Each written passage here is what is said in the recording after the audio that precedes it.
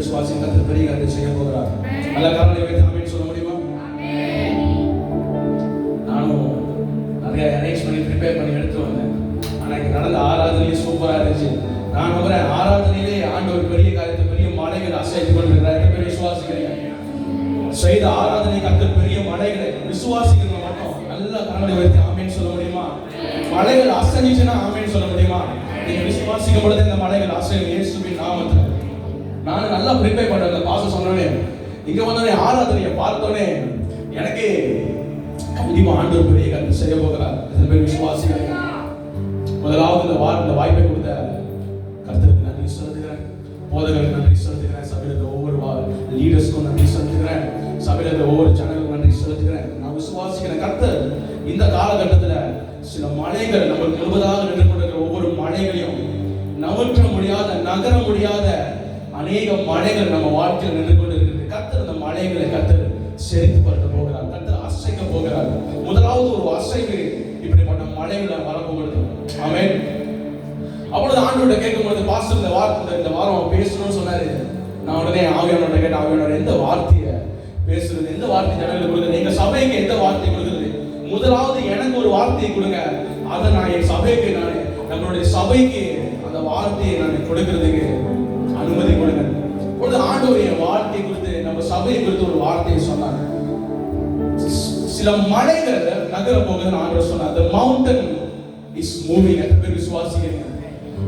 மலைகள் என்பதற்கு அநேக அர்த்தங்கள் இருக்கு. நம்ம வாழ்க்கையில எல்லா சூழ்நிலையிலுமே அநேக மலைகள் நம்ம முன்பதாக, அதாவது மலைகள் என்றால் நம்ம வாழ்க்கையில் இருக்கிற போராட்டங்களை குறிக்கலாம்.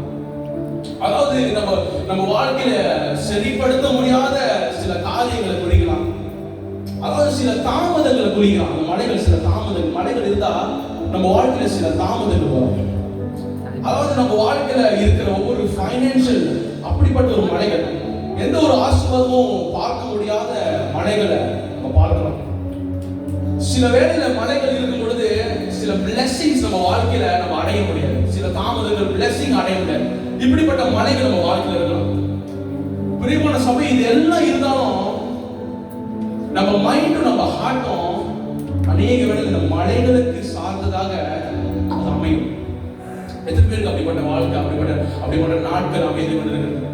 ஆண்டவர் சொல்லுகிறார், the mountain is moving. அந்த மலைகள் நவருகிறது. இயேசுவின் நாமத்தில் எத்தனை பேர் விசுவாசிக்கிறீங்க?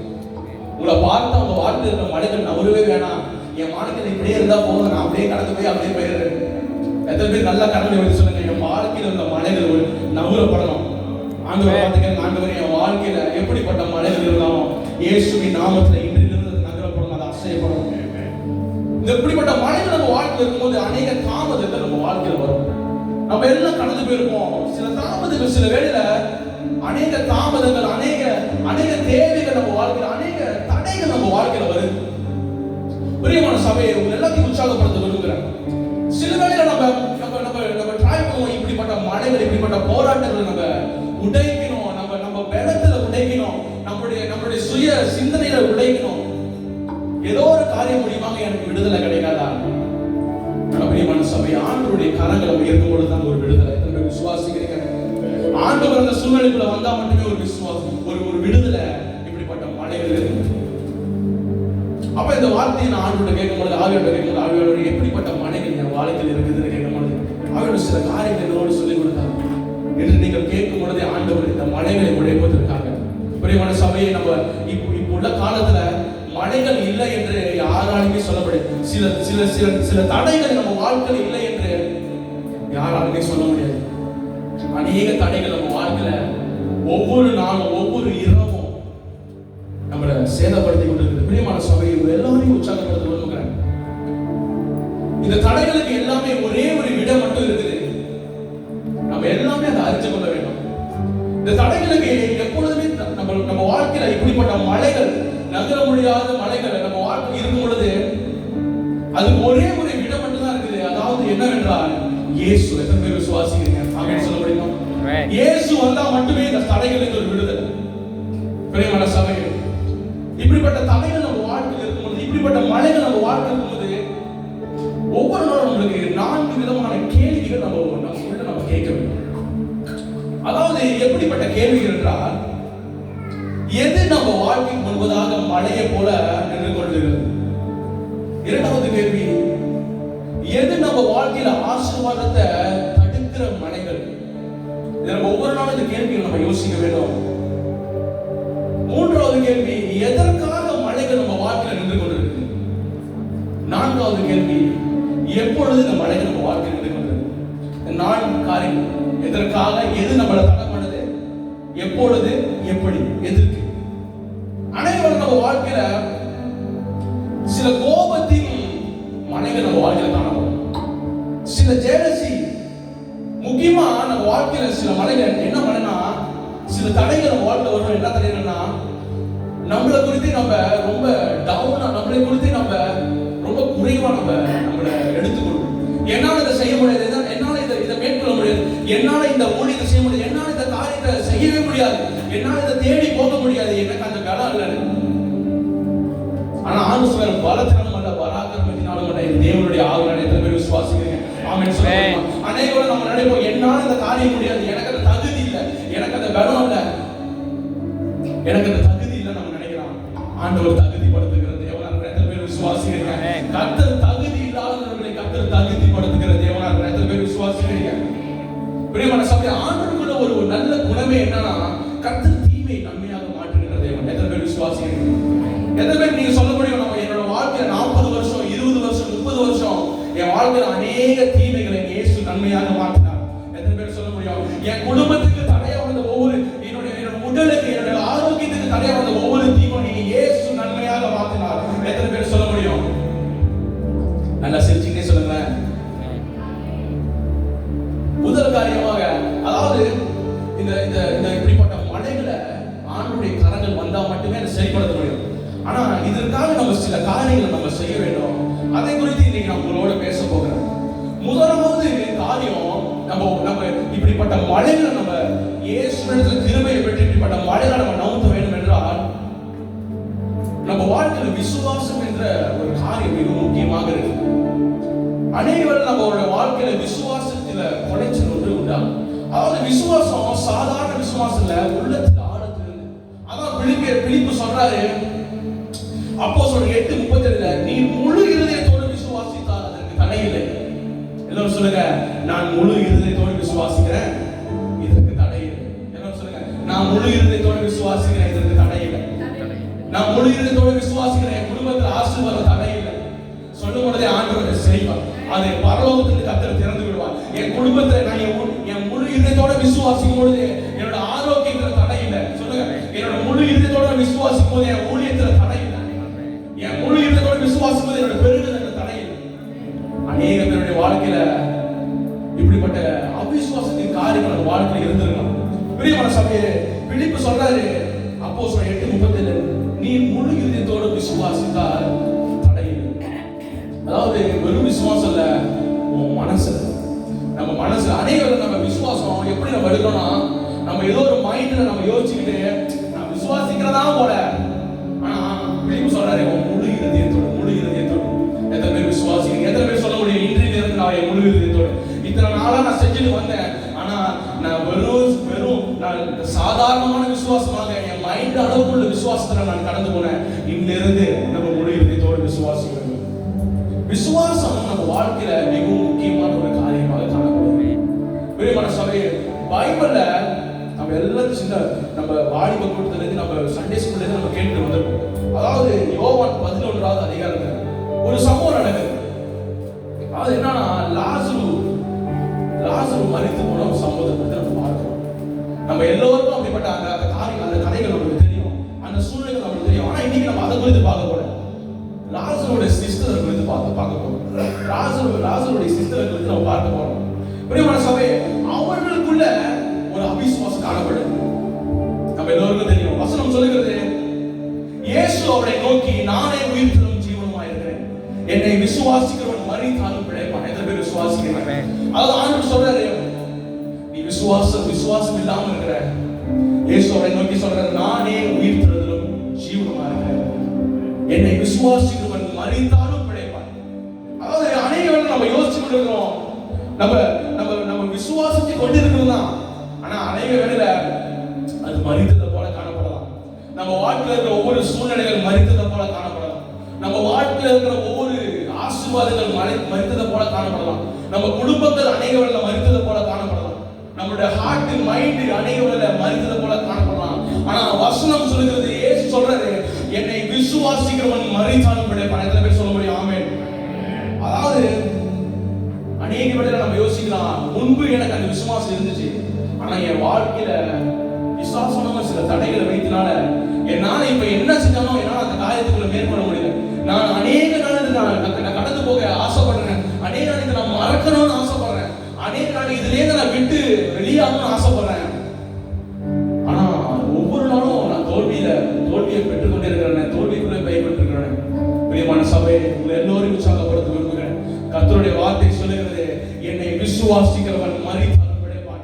அநேக வருடங்களுக்கு முன்பதாக அதே விசுவாசம் உங்க வாழ்க்கையில் இருந்திருக்கலாம். அநேக காலங்களுக்கு முன்பதாக அதே விசுவாசம் உங்க குடும்பத்தில் இருந்திருக்கலாம். ஆனா ஆண்டவர் சொல்றாரு, எந்த விசுவாசம் மரித்து போனதோ அதை மறுபடியும் இயேசு உயிரோட கொண்டு வருவார். எத்தனை பேர் விசுவாசி நல்லா கரங்கள் வைத்து ஆமென் சொல்ல முடியுமா? எந்த விசுவாசம் உங்க குடும்பத்தில் மரித்ததோ, உங்க வாழ்க்கையில, உங்க ஊழியத்துல, உங்க வேலை இடத்துல எந்த விசுவாசம் மரித்து போனதோ, கர்த்தர் நம்முடைய விசுவாசத்தை, மரித்து போன விசுவாசத்தை மறுபடியும் உயிரோடு எழுப்புவார். எத்தனை பேர் விசுவாசிக்கிறீங்க? எத்தனை பேருக்கு அப்படிப்பட்ட உயிர் திறந்து நம்ம வாழ்க்கையில வேணும்? ஆண்டவர் இதெல்லாம் சொல்லி முடிச்ச பிறகு அடுத்த வசனத்துல சொல்லுகிறாரு, உயிரோடு என்னை விசுவாசிக்கிற என்றென்றைக்கும் மரியாமல் இருப்பான். இதை ஆண்டவர் எல்லாம் பேசி முடிக்கிறார். என்னை விசுவாசிக்கிறவன் மரித்தாலும் பிழைப்பான். உயிரோடு இருந்து என்னை விசுவாசிக்கிறவன் மரியாமலும் இருப்பான். ஆண்டவர் சொல்ல மறிக்கவே மாட்டார். இது எல்லாம் சொல்லி முடிச்ச பிறகு ஆண்டவர் ஒரே ஒரு கேள்வி கேட்கிறார் இந்த வசனத்துல. யோவான் 11:26 படிப்போமா? 11:26. யோவான் 11:26. உயிரோடு இருந்து என்னை விசுவாசிக்கிற எவனோ என்றைக்கும் மரியாமலும் இருப்பான். இதை விசுவாசிக்கிறாயா என்றார். ஆண்டவர் கேட்கிறாரு, உயிரோடு இருந்து என்னை விசுவாசிக்கிற மாதிரி என்றென்றைக்கும் மரியாமல் இருப்பான். இதை நீ விசுவாசிக்கிறாயா என்று கேட்கிறார். அவன் சிஸ்டர்ஸை பார்த்து கேட்கிறாரு, நான் இவனையோ சொன்னேன், அவன் தம்பி அங்க மரித்து போயிட்டான், லாசருஸ் மரித்து போய் கிடக்கிறான், அவனை உள்ளுக்கு வைத்திருக்கிறாங்க, பெரிய கல்லை போட்டு மூடி வைத்திருக்கிறாங்க. ஆண்டவர் சொல்கிறாரு, என்னை விசுவாசிக்க மரித்தாலும் பிழைப்பான். உயிரோடு இருந்து என்னை விசுவாசிக்கிறவன் மரிக்கவும் மாட்டான். இதே நீ விசுவாசிக்கிறையா?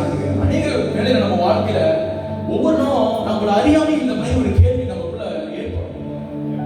இதை நீ விசுவாசிக்கிறாயா? நான் எத்தனையோ வருடங்கள் முன்பதாக வாழ்க்கையில சொன்ன காரியங்களை விசுவாசிக்கிறாய். பிரியமான சபை, கர்த்தர் உண்மையுள்ள தேவன். எந்த பேர் விசுவாசி? அவருக்கு அநேக நாமங்கள், ஆனா அவர் சொன்னதை செய்து முடிக்க வல்லவர்.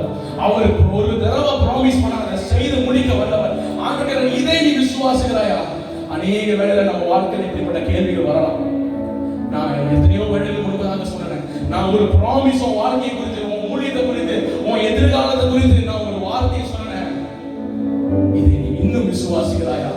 அது இன்னும் நடந்து முடியாம கூட இருந்திருக்கலாம், ஆனா இன்னும் விசுவாசிக்கிறாயா? எத்தனை பேர் சொல்ல முடியும், இன்னும் நான் விசுவாசிக்கிறேன்? எத்தனை பேர் சொல்ல முடியும், ஆண்டவரே நீங்க கொடுத்த ஒவ்வொரு வார்த்தையை நான் இன்னும் விசுவாசிச்சுக்கிட்டே தான் இருக்கேன். ஆண்டவரே, அது காரியம் ஆகணும் சரி, அது வாய்க்காமல் போகணும் சரி, அது இன்னும் நடக்காம இன்னும் தாமதமாகி கொண்டாலும் சரி, என் வாழ்க்கையில நீங்க கொடுத்த அந்த வாக்குத்தத்து மேல, நீங்க சொன்ன வார்த்தையின் மேல என்னோட வாழ்க்கையில விசுவாசம் குறையவே இல்லை. பிரியமான சபையை, அவர் உறுதிப்படுத்துவார். எத்தனை பேர் விசுவாசிக்கிறீங்க? அவர் உறுதிப்படுத்துவார். என்ன சொல்லுங்க? உறுதிப்படுத்துவார். உங்கள் வாழ்க்கையை குறித்துள்ள திட்டத்தை இயேசு உறுதிப்படுத்துவார். அது தாமதமாகணும் சரி, ஆண்டவர் செய்தே முடிப்பார். எத்தனை பேர் விசுவாசிக்கிறீங்க? ஆண்டவர் கேட்கிறார், இதை நீ விசுவாசிக்கிறாயா? இதை நீ விசுவாசிக்கிறாயா? ஆண்டவர் உங்களை பார்த்துக்கிறார், நம்மளை பார்த்து கேட்கிறார், இதை நம்ம விசுவாசிக்கிறோம். அநேக வேளை, அநேக இரவு நம்ம கண்ணீரோடு படுத்துக்கலாம். அநேக காலையில ஏற்றோடனே நம்ம சந்தோஷமா இருக்கணும்னு நினைப்போம். ஆனா அநேக வேளை, அநேக சூழ்நிலை நம்ம வாழ்க்கையில கண்ணீரை மட்டும்தான் வர வைக்கும். அநேக உள்ளங்கள் நம்ம நொறுக்கி இருக்கலாம். அநேக வார்த்தைகள், அநேக வேளையில நம்ம முகத்துல ஒரு சிரிப்பு மட்டும் தான் காணப்படும். நம்ம உள்ளத்தை ஆராய்ந்து பார்க்கும் பொழுது ரொம்ப உடைக்கப்பட்ட சூழ்நிலை வளரும். ஆண்டவர் மறுபடியும் கேட்கிறாரு, நான் சொன்னதை விசுவாசிக்கிறாயா? எத்தனை பேர் விசுவாசிக்கிறீங்க? எத்தனை பேர் உண்மையா சொல்ல முடியும்? மனதில் வைத்து சொல்லுங்க, ஆண்டவரே நீங்க சொன்ன வார்த்தை என் வாழ்க்கையை குறித்து, என் குடும்பத்தை குறித்து, என் எதிர்காலத்தை குறித்து, இதை கொடுத்து, ஆண்டவரே நீங்க என் மேல வைத்த அன்பை கொடுத்து எப்பொழுதுமே நான் விசுவாசிக்கிறேன். அதுக்கு சந்தேகமே இல்லை. பிரியமான சகோதரரே, விசுவாசத்தை குறித்து பார்க்கும் பொழுது ஆண்டவர் எப்படிப்பட்ட விசுவாசம் நம்ம வாழ்க்கையில கேட்கிறாருன்னா, கடுகளவு உள்ள விசுவாசம் போதுன்னு கர்த்தர் சொல்லுகிறார். மத்தேயு 17 ஒரு சம்பவம் நடக்குது. மத்தேயு 17 நான் படிக்கிறேன். அவர்கள் ஜனங்களிடத்தில் வந்தபோது ஒரு மனுஷன் அவரிடத்தில் வந்து அவர் முன்பாக முழங்கால் படினார். ஒரு மனுஷன் வந்து முழங்கால் படிக்கிறார் இயேசுவுக்கு முன்பதாக. ஆண்டவரே, என் மகனுக்கு இரங்கும், அவன் சந்திரோகியா, கொடிய வேதனைப்படுகிறான், அடிக்கடி தீயிலும் அடிக்கடி ஜலத்தில் விடுகிறான். அவனை உங்களுடைய சீசர்களிடத்தில் கொண்டு வந்தேன், அவனை சொஸ்தமாக்க அவர்களால் கூடாமல் போயிடுறான். அதாவது ஆண்டவருடைய சீசர்கிட்ட கொண்டு வராங்க, அவர்களால சொஸ்தமாக்க முடியல. அடுத்த வசனம் சொல்லுகிறது, இயேசு பிரதியுத்தரமாக, விசுவாசம் இல்லாத மாறுபாட்ட சந்ததியே, எதுவரைக்கும் நான் உங்களோடு இருப்பேன். அடுத்த வசனம் சொல்லுகிறது, இயேசு பிசாசை அதட்டினார், உடனே அது அவனை விட்டு புறப்பட்டு அந்நேரம் அந்த இளைஞனை சொஸ்தமானான். அடுத்த வசனம், அப்படி சீசர்கள் இயேசுவினிடத்தில் தனித்து வந்து, இயேசுவின் சீசர்கள் தனித்து வந்து கேட்கிறாங்க, அதை துரத்திவிட எங்களால் ஏன் கூடாமல் போயிட்டு என்று கேட்டார். அனைவரும் இப்படிப்பட்ட கேள்வியை நம்ம வாழ்க்கை கொடுத்து, ஆண்டவரே, இதை ஏன் என்னால மேற்கொள்ள முடியும், இதை ஏன் என்னால இதை தாண்டி வர முடியும், என் மைண்ட் ஏன் இதுக்குள்ள போக மாட்டேது, என்னால ஏன் இந்த காரியத்தை மேற்கொள்ள முடியல. சீசர்கள் கேட்கிறாங்க, தனித்து வந்து அதை துரத்திவிட எங்களால் ஏன் கூடாமல் போயிட்டு. ஆண்டவர் மறுபடியும் சொல்றாரு, அதற்கு இயேசு, உங்கள் அவிசுவாசத்தினாலே தான்.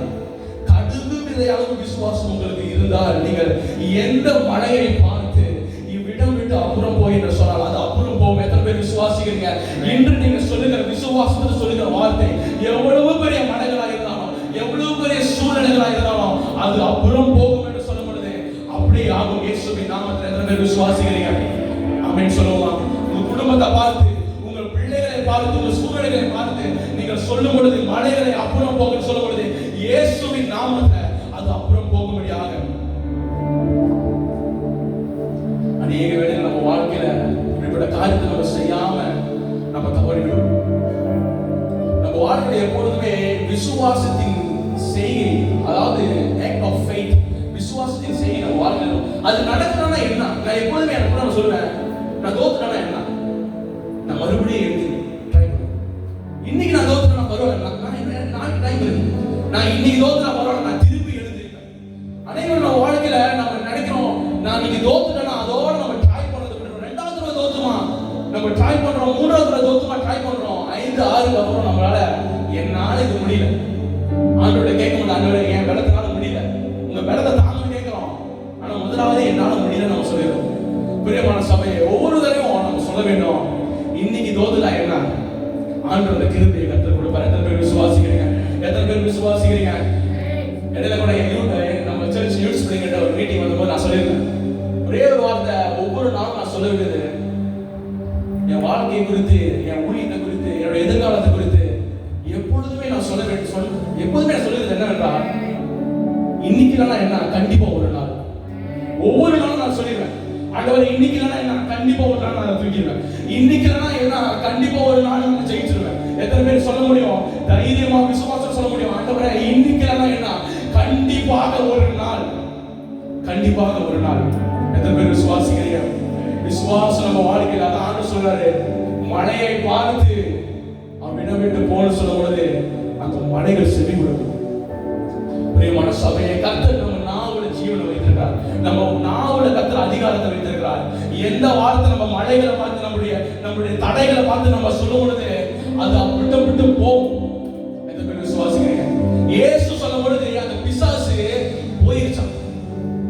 அநேக வேளை நம்ம சொல்லும் பொழுது எதனால போல விசுவாசம், நம்ம வாழ்க்கையில விசுவாசம் அதிகரிக்கும் பொழுது ஆண்டவர் பெரிய காரியத்தை செய்வார். எத்தனை பேர் விசுவாசிக்கிறீங்க? என்னோட மூத்தவங்க நிறைய பேர் இருக்கிறீங்க, உங்க அளவுக்கு எனக்கு விசுவாசம் இல்லைனாலும் ஏதோ ஒரு அளவு எனக்கு விசுவாசம் இருக்குது, கர்த்தர் அதை உயர்த்தி கொண்டிருக்கிறார். எத்தனை பேர் விசுவாசிக்கிறீங்க? எனக்காக ஜெபித்து கொள்ளுங்க. கர்த்தர் நல்லவர். 2வது காரியம், நம்ம வாழ்க்கையில கிறிஸ்து மிகவும் முக்கியமான ஒரு பங்காக இருக்கிறார். எத்தனை பேர் சொல்ல முடியும்? எல்லாம் சொல்லுங்க, பங்கு. கிறிஸ்துவே எனது பங்கு. என்ன சொல்லுங்க? கிறிஸ்துவே எனது பங்கு, கிறிஸ்துவே நமது பங்கு. நம்ம வாழ்க்கையில கிறிஸ்து நமது பங்கா இருக்கும் பொழுது சில மலைகளை நம்ம உடைக்க முடியும்.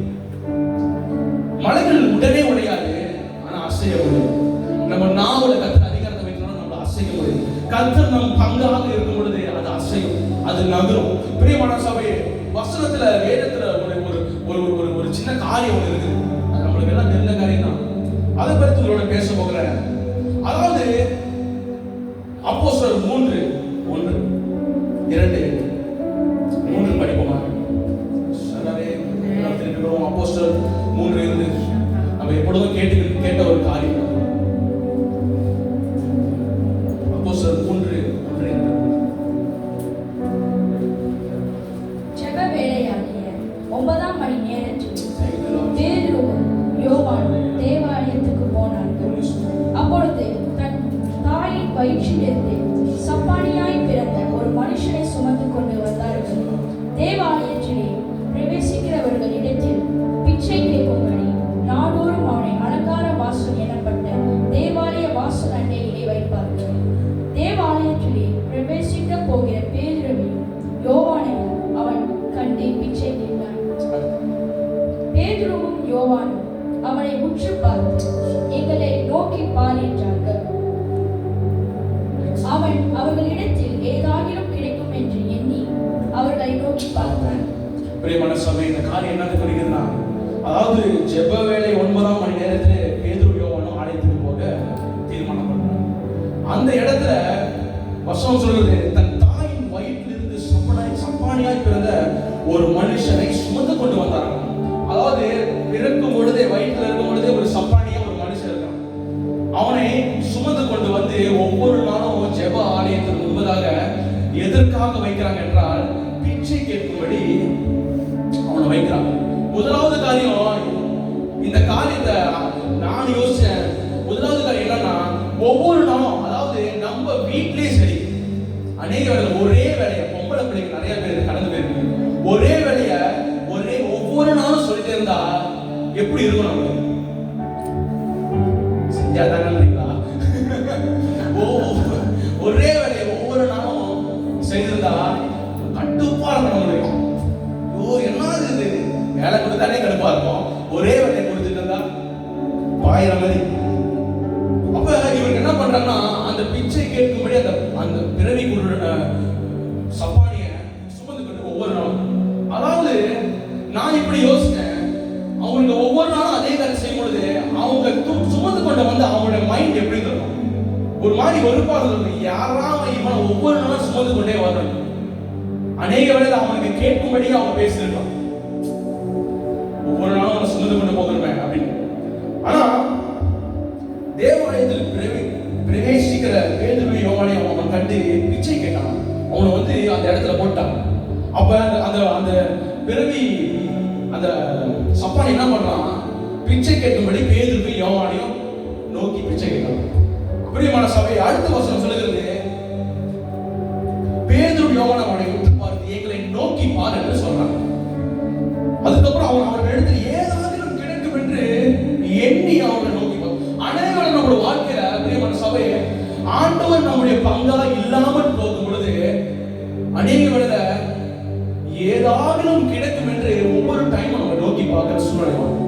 அதாவது அந்த பிறவி சப்பானி எவ்வளவு வருத்தத்துக்குள்ள, எவ்வளவு நொறுக்கப்பட்ட சூழ்நிலை கடந்து போயிருப்பான். எத்தனை தடவை அவன் செவிகள் கேட்கும்படியே அவனை பேசியிருப்பாங்க. எத்தனை தடவை அவன் கண்கள் பார்க்கும்படியே அவனை காயப்படுத்துற அளவுக்கு அவனை செஞ்சிருப்பாங்க. ஆனா இருந்த போதிலும் பேதுரு யோவானும் உள்ளுக்கு வரும் பொழுது அவனை பார்த்து கேட்கிறாங்கன்னா, ஏதாகிலும் கிடைக்கும் என்று எண்ணி அவரிடத்தில் பிச்சை கேட்கிறான். அநேக வேளை நானே அநேக தடவை ஏதாகிலும் கிடைக்குமா, ஏதாவது என் வாழ்க்கையில ஏதாகிலும் ஆண்டவரே, ஏதாகிலும் திடீர்னு ஏதாகிலும் ஒரு காரியம் நடந்துடாத, திடீர்னு என் குடும்பத்துக்கு ஏதாகிலும் உங்ககிட்ட வராது. பிரியமான சபையே, ஆண்டவர் நம்முடைய பங்காக இருக்கும் பொழுது கண்டிப்பாகவே ஏதாகிலும் கர்த்தர் உங்களுக்கு செய்து முடிப்பார். எத்தனை பேர் விசுவாசிக்கிறீங்க? எத்தனை பேர் விசுவாசிக்கிறீங்க? வசனம் சொல்லுகிறது, அப்போஸ்தலர் 3:5, அவனிடத்தில் ஏதாகிலும் கிடைக்கும் என்று அவர்களை எண்ணி நோக்கி பார்க்கிறான். எவ்வளவு ஒரு வருத்தமான ஒரு செயல். ஒவ்வொரு நாளும் ஏதாகிலும் இன்றைக்கு நாம் வாழ்வதற்கு இன்றைக்கு நான் உண்பதற்கு ஏதாவது கிடைக்கும் என்று ஒவ்வொருவரை நோக்கி பார்க்கும்போது எவ்வளவு கவலை இருக்கும். ஆனா கர்த்தர் அதை அறிந்திருந்தார். எத்தனை பேர் விசுவாசிக்கிறீங்க? அப்பொழுது பேதுரும் யோவானும் சொல்றாரு, வெள்ளையும் பொண்ணும் என்னிடத்தில் இல்லை, என் இடத்தில் உள்ளதை உனக்கு தருகிறேன், நசரேயனாகிய இயேசு கிறிஸ்து. எத்தனை பேர் சொல்ல முடியும் நம்ம வாழ்க்கையில இயேசு நசரேயனாகிய இயேசு கிறிஸ்து நம்முடைய பங்கா? அதாவது பேதுரு அவரை விசுவாசமா சொல்லும் பொழுது, அவரை நம்பிக்கை சொல்லும் போது, நான் பேதுருக்கு தெரியும் எனக்குள்ள நான் உனக்கு வைத்திருக்கிறேன். நீ நினைக்கிற காரியம் என்கிட்ட இல்லாம இருக்கலாம், ஆனா அதை விட மேலான காரியத்தை நான் சொல்றது கொண்டு போகிறேன். அநேக வேளை நம்ம நினைக்கலாம் ஏதாவது எனக்கு கிடைக்கும் என்று, ஆனா நம்ம உணர மாட்டோம். நமக்குள்ள ஒரு காரியம் இருக்குது, நமக்குள்ள ஒருத்தர் இருக்கிறாரு, நசரேயனாகிய இயேசு கிறிஸ்து. எத்தனை பேர் விசுவாசிக்கிறீங்க? ஆமென் சொல்ல முடியும்? உங்களுக்குள்ள இருந்தா மட்டுமே என்னால கரங்களை விட்டு ஆமென் சொல்ல முடியுமா? அந்த சப்பானி ஏதாவது கிடைக்கும் என்று பார்க்கும்போது பேதுரு சொல்றது, வெள்ளியும் பொண்ணு என்கிட்ட இல்லை, ஆனா என்கிட்ட ஒண்ணு இருக்குது. அந்த வெள்ளியும் பொண்ணை விட மிக சிறந்தது, அந்த வெள்ளியும் பொண்ணை விட மிக உயர்ந்தது, அந்த வெள்ளியும் பொண்ணை விட மிகவும் பெரியது. அந்த வெள்ளியும் பொண்ணும் கொடுக்க முடியாத சந்தோஷத்தை என்கிட்ட நுழைத்துள்ளவர், அதை கொடுக்க வல்லவர். அந்த வெள்ளியும் பொண்ணும் செய்ய முடியாத காரியத்தை ஏன் உள்ள இருக்கிற நசரேயனாகிய இயேசு செய்து முடிப்பார். அந்த வெள்ளியும் பொண்ணும் மாற்ற முடியாத காரியத்தை எனக்குள்ள உள்ள கிறிஸ்து மாற்ற வல்லவர். எத்தனை பேர் விசுவாசிக்கிறீங்க? எத்தனை பேர் சொல்ல முடியும்? என் வாழ்க்கையில வெள்ளியும் பொண்ணு விட என் இயேசு மாற்றினார். என் வாழ்க்கையில் அநேக காரியங்கள் வெள்ளியும் பொண்ணும் கொடுக்கிறேன், ஆனா என் இயேசு செய்து முடித்தார். பிரியமான சபையே, அநேக வேளையில நம்ம வாழ்க்கையில ஏங்குகின்ற காலங்கள் இருந்திருக்கலாம், ஆனா ஆண்டவர் சொல்கிறார், இதிலிருந்து கொடுக்கும் காலங்களாகும்.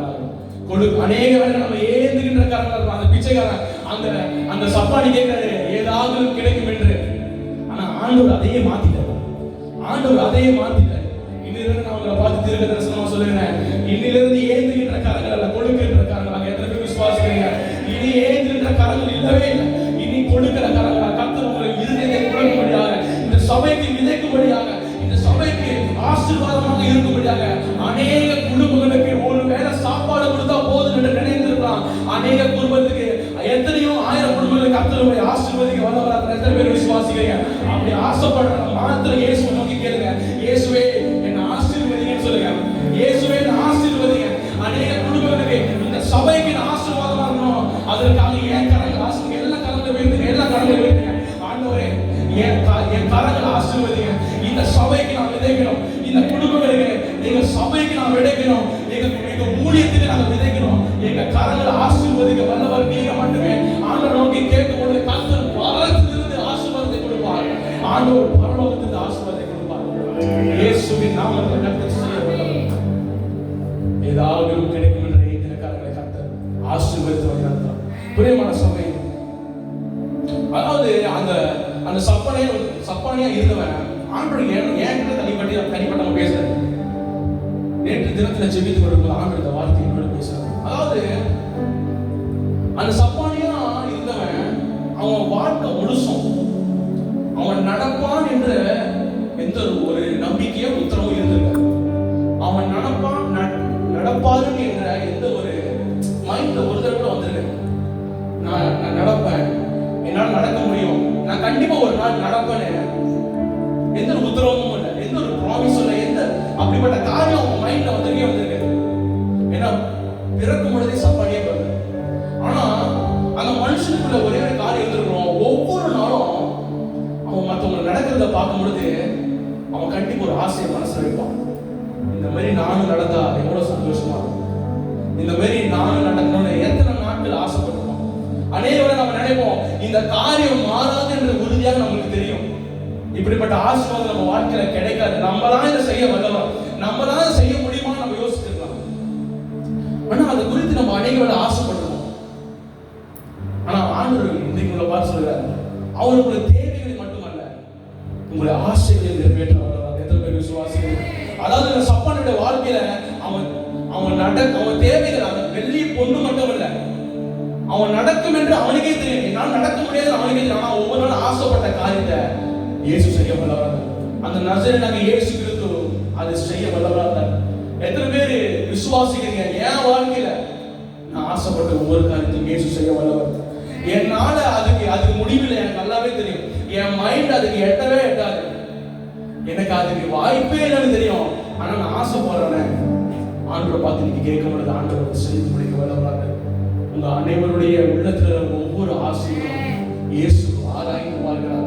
எல்லாரும் சொல்லுங்க, ஆண்டவரே என் ஆசைகள் ஆராய்ந்து பாருங்க. என் உள்ளத்துல இருக்கிற ஆசைகள், என் பிள்ளைகளை குறித்து நான் பட்ட ஆசைகள், என் வருமானத்தை குறித்து, என் சம்பளத்தை குறித்து நான் பட்ட ஆசைகள், இந்த சபைகளை குறித்து நான் பட்ட ஆசைகள், தயவாக பூர்த்தி செய்ய ஆண்டவரே. அதை நிறைவேற்ற உங்களால மட்டும்தான் கூடும்னு கேட்கும் பொழுது ஆண்டவர் நிறைவேற்ற வல்லவராக எத்தனை பேர் விசுவாசிக்கிறேன். இந்த காரியத்தை குறித்து இதை சொல்லி நான் முடிச்சிடறேன். இந்த காரியத்தை குறித்து யோசிக்கும் போது திடீர்னு ஒரே ஒரு சம்பவம் என் மைண்ட்ல வந்து, அதாவது எல்லாருக்கும் தெரியும், கடந்த 2 வருஷத்துக்கு முன்பதாக நான் ஒரு ஆக்சிடென்ட்ல கலந்து போனேன். ரொம்ப மோசமாக இருந்தேன், மோசமான ஒரு ஆக்சிடென்ட். அப்போ கடந்து கொடுக்கும்போது உங்களுக்கு எல்லாத்துக்கும் தெரியும், என்னோட தொடை உடஞ்சிச்சு, இடுப்பு உடஞ்சிச்சு. அப்போ ஆண்டவர் மறுபடியும் இந்த காரியத்தை எனக்கு நினைவு கொண்டார். எப்படி என்றால், இந்த 2 வருஷத்துக்கு முன்பதாக நான் சில மாதங்களுக்கு அப்புறம் எல்லாத்துக்கும் தெரியாம நான் எப்படி நடந்தேன் அவங்க செஞ்சு காட்டுறேன். யாருமே தயவாக சிரிக்காதீங்க. நான் எப்படி நடந்தேன்னா ரொம்ப தாங்கி எப்படி நடந்தேன். எங்க போனாலும் நான் இப்படிதான் நடந்தேன். நீங்க எல்லாம் பார்த்துருக்கீங்க. சபைக்கு வரும்போது நான் அப்படிதான் நடந்தேன். அப்போ என் மனசு ரொம்ப கஷ்டமா இருந்துச்சு. மற்றவங்க இந்த சப்பானிக்குள்ள ஒழுங்கு எனக்கு வருது. மற்றவங்க எல்லாம் நான் யார்ட்டையுமே ஷேர் பண்ணேன். இவங்க எல்லாம் நல்லா நடக்கிறாங்க, என்னால தாங்கி நடக்கிறாங்க. என் ஒருவேளை இடுப்பு அடிபட்டிருக்குமோ, எனக்கு அதை நிறையாமே என் இடுப்புலாம் ஓடி இருக்குமோ அப்படின்னு சொல்லிட்டு அநேக வேலை நான் காயப்பட்டு கஷ்டப்பட்டு. ஆனா ஆண்டவர்கிட்ட ஒவ்வொரு நாளும் சொல்லிட்டேன், ஆண்டவரே என்னால எப்பயாச்சும் மாறிடாதா, எப்பயாச்சும் மாறிடாதா. அப்ப நானும் அம்மாவும் ஹால்ல உட்காந்துருக்கும் போது இப்ப யாருமே வீட்டுல இருக்கு. அப்ப அம்மா சொன்னாங்க, ஏன் நீ இப்படியே நடக்கிற, நேரம் நட. நான் தான் ஒவ்வொரு நாளும் ட்ரை பண்ணிக்கிறேன், நேரம் நடக்க முடியாது. சரி இருந்தாலும் இந்த வாட்டி நம்ம போய் ட்ரை பண்ணணும். ரூம்ல போயிட்டு இயேசுவின் நாமத்தில் ஆண்டவரே இதுக்கப்புறம் நான் நடக்கணும். எப்படி கேட்டேன்னா, ஆண்டவரே ப்ளீஸ் எனக்கு உதவி செய்யுங்க. நான் என்ன பண்ண கேட்டு முடிச்சோன்னே ஏஞ்சி வேகமா நடக்கிறேன். எனக்கு பயங்கர வலி, என் கால் சரியான வலி, என்னால தாங்கவே முடியல. ஆனா நான் விடவே மாட்டேங்குது. இந்த வாட்டி இல்லைன்னா கண்டிப்பா அது நடக்காதுன்னு நல்லா தெரியும். ஏன்னா அவ்வளவு வலி. நான் ஏஞ்சி நடக்கிறேன். நானும் ஷாக் ஆயிட்டோம். நீ நேரம் நடக்கிறேன்றாங்க. அதோட நான் ட்ரை பண்ணவே போச்சு. நான் மறுபடியும் அதே மாதிரி நடக்க ஆரம்பிச்சேன். அப்போ கடந்த வாரத்தை ஒரு இடத்துக்கு போனோம். நானும் அம்மா அப்பா போகும்போது அந்த வாசல்கிட்ட போகும்போது அம்மா அவங்களுக்கு இந்த தெரிஞ்சாலும் தெரியல, ஆனா நான் அப்பயிலேருந்து இந்த நினைவுக்கு வந்துட்டே இருக்கேன். அவங்களுக்கு தெரிஞ்சாலும் தெரியல, அந்த வாசல்கிட்ட போகும்போது அவங்க என்னை பார்த்து ஒரே கேள்வி கேட்டாங்க, நீ எப்படி நேரம் நடந்தது உனக்கு தெரியுமா கேட்டாங்க. அப்ப நான் சொன்னேன், அதான் எப்படி நான் இருந்தேன், என்ன பண்ணேன். அப்ப உள்ள நடந்து போயிட்டே இருக்கும். அந்த இடத்துல அவங்க வாக்கு சொன்னாங்க, நம்ம வாழ்க்கையில எப்பொழுதுமே சில வேளையில இப்படிப்பட்ட காலத்துக்குள்ள ஆண்டு கடந்து போக செய்வார். ஆனா ஒரே ஒரு வார்த்தை சொன்னாங்க, திடீர்னு நம்ம வாழ்க்கை மாறும் சொன்னாங்க. அந்த வார்த்தை திடீர்னு என் உள்ளத்தை ரொம்ப நோக்கிச்சு, ரொம்ப தொட்டுச்சு. ஆண்டவரே என் வாழ்க்கை திடீர்னு நடக்கலனா, ஒருவேளை அப்ப அந்த திடீர்னு நடக்கலனா நான் என் வாழ்க்கையில் நடந்துக்க மாட்டேன்.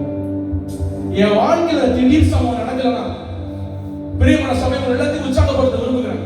நம்ம வாழ்க்கையில ஆண்டவர் திடீர்னு நம்ம வாழ்க்கையை மாற்றுவார். நம்ம நினைக்கலாம் இப்படியே போய் கொண்டிருக்கிறது, இதே பாதையில நடந்து போய் வருடம் இதே அடிகள் தானே என் வாழ்க்கையில, இதே வேதனைகள் தானே வாழ்க்கையில.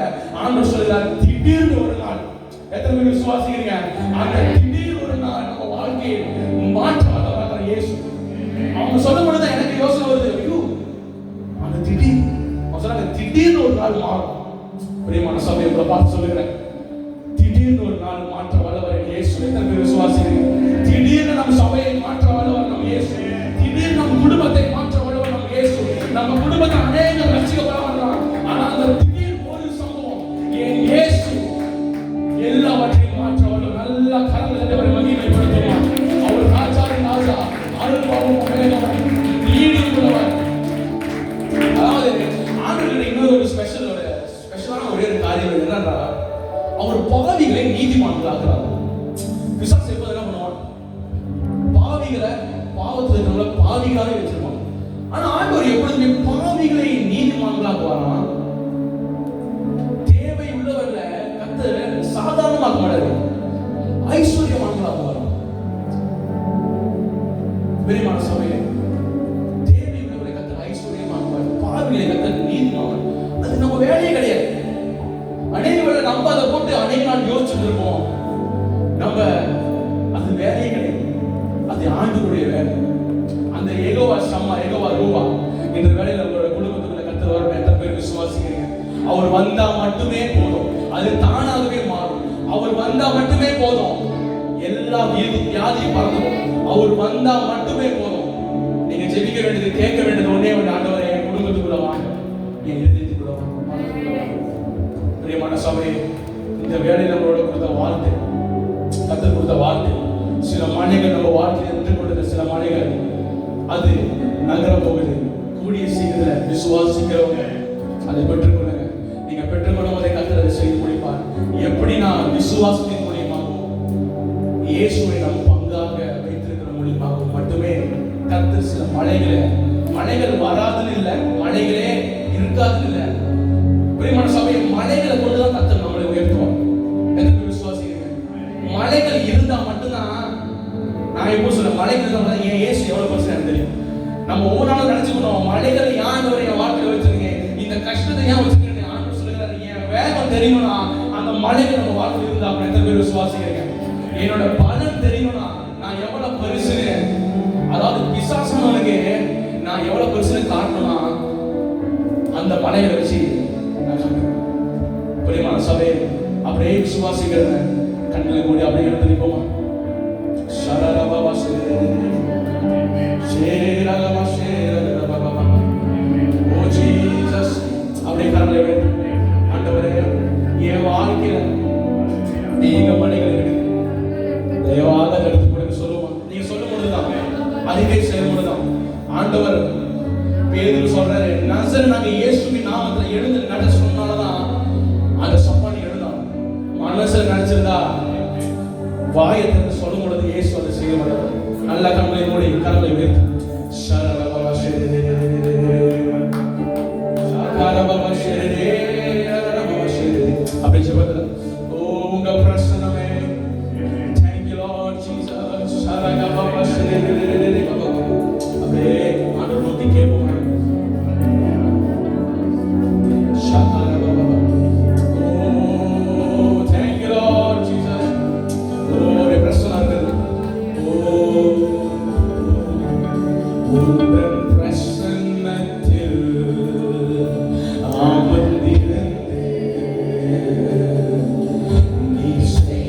நீங்க பாடுங்க. அவர் யுத்தம் பண்ண போகிறார்.